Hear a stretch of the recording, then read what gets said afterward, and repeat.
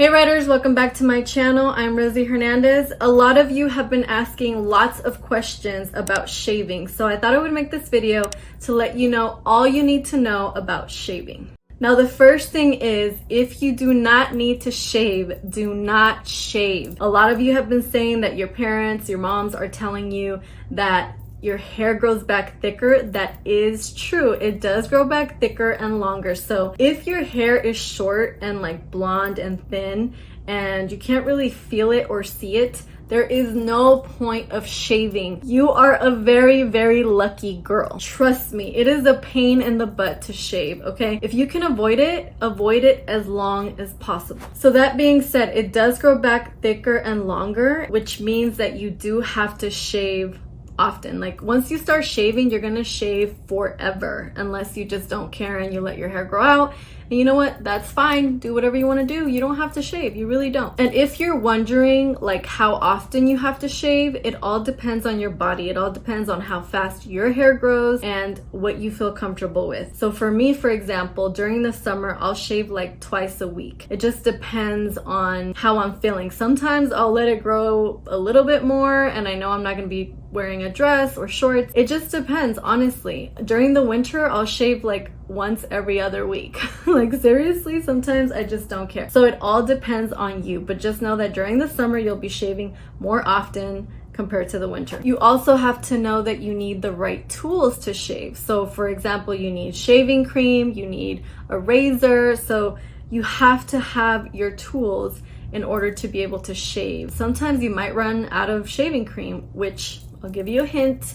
I use hair conditioner when I run out. It works just as well. So keep in mind that you do have to purchase these items once you start shaving, and you have to have them on hand or else you're going to hate when you run out. You want to make sure that you replace your razor when it's dull. How can you tell when it's dull? It's when it starts to pull on your hairs, or you can even look at it and it doesn't look new, it doesn't look sharp. Also, if you're starting to get skin irritation, that means that it's time to replace it. It usually lasts at least a month. If you're shaving every day, some girls do that, you might want to replace it every 2 to 3 weeks. But I shave like every other day or like 2 times a week, so I replace it about a month or a month and a half sometimes. Just make sure that you keep in mind that you have to replace it in order to get a great shave every time, so that you avoid skin irritation, razor bumps, nicks, so you don't cut yourself.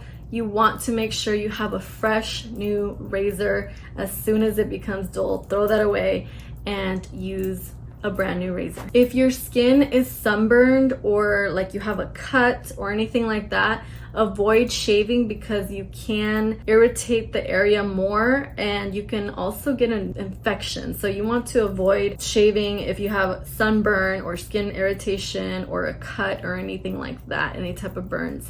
Just wait until you're completely healed. Another thing that you need to keep in mind is to not share your razor. It's kind of like mascara. When you wear mascara, you don't want to share it with anyone else because of the germs and stuff, right? You don't want to catch an eye infection. The same thing goes for your shaving tools. You don't want to share that with other people. You want to have your own razor to prevent anything like that from happening. Another thing that you want to keep in mind is you want to smash the like button so that you don't cut your legs ever. Another thing that you should know is that you need to invest money into these razors. You don't want to buy the cheap razors because they are going to hurt. I've done that before, and in my experience, when I used to buy the cheaper razors, it would hurt, it would cut my legs. I had to purchase the more expensive ones, and they have disposable razors and they have the kind where you can put in new cartridges. That's the kind that I recommend. Those are really good for you. They do cost a little bit more, but honestly, my experience has been that I don't get as many cuts. My shaving is a lot closer and my legs turn out to be a lot smoother. It's just a better experience overall. So I highly recommend that you invest a little bit more money and you get yourself a good or great razor. Another thing that you want to keep in mind is to always let the water hit your legs or your underarms, wherever you're shaving. Let it hit there for about 4 minutes. You want the water to be running already on that area because it's gonna help when you put on your shaving lotion, which leads me to the next point. Make sure you always put your shaving cream or hair conditioner, like I said before you shave, because that's gonna help prevent cuts. So do both of those things before you shave, either underarm, arms, or legs.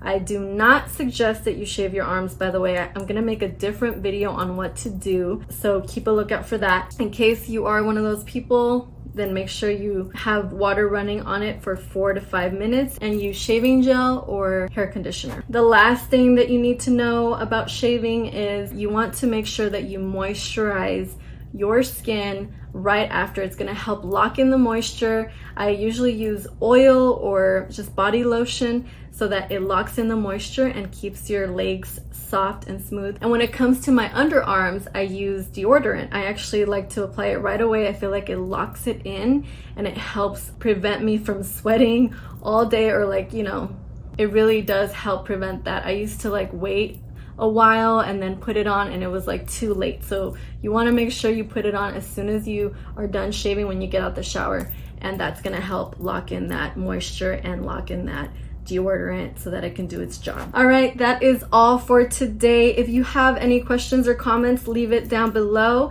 If you're not subscribed to my channel already, consider subscribing down below. I make videos for teenagers and for parents, and make sure you give me a thumbs up if you haven't already, and I will see you guys in my next video. Besitos.